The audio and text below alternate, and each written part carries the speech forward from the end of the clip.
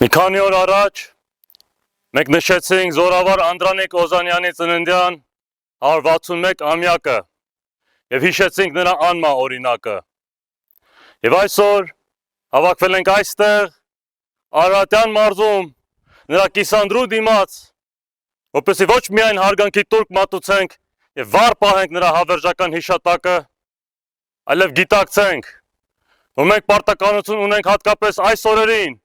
շարունակելու նրա սուրբ գործը։ Անդրանիկը ոչ միայն ազատամարտիկ էր և ազատամարտիկների զորավար, այլև հայ ազատագրական պայքարի խորհրդանիշը։ Ուստի նրան հիշելով,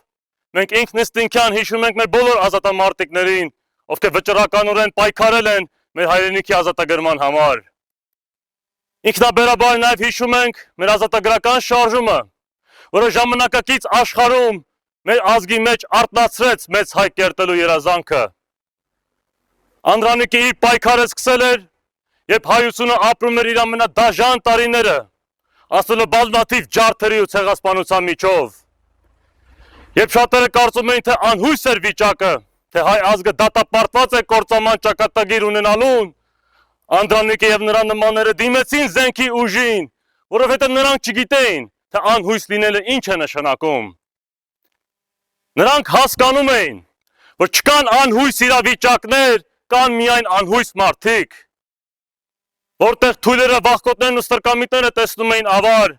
ուժեղ քաջորդիները տեսնում էին նոր փառահեղ պայքարի սկիզբ։ Նրանց մտքով երբեք չէր անցնում հանձնվել, քանի որ դա նրանց համար երբեք տարբերակ չէր կարող լինել։ Հանձնվել նշանակում էր դավաճանել հայրենիքին ու պատմության վրեժին և ձախողել հայ ազգի ազատագրական առաքելությանը։ Անդրանիկի կիսանդրուն նայելով, մենք չենք կարող չզգալ, որ մենք պատասխանատվություն ունենք այն բոլոր ազատամարտիկների հանդեպ, ովքեր քրտնիկ ու անուն են թափել մեր հայրենի երկրի համար։ Մեր հերոս նախնիները մեր հայրենի հողերը ազատագրելով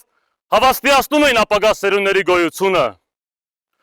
Ամեն քառակուսի մետր հող, որն արյամբ ու զոհաբերությամբ ազատագրվել է այն հայորդիների կողմից, ովքեր Անդրանիկի ազատատենչ ոգին են կրել։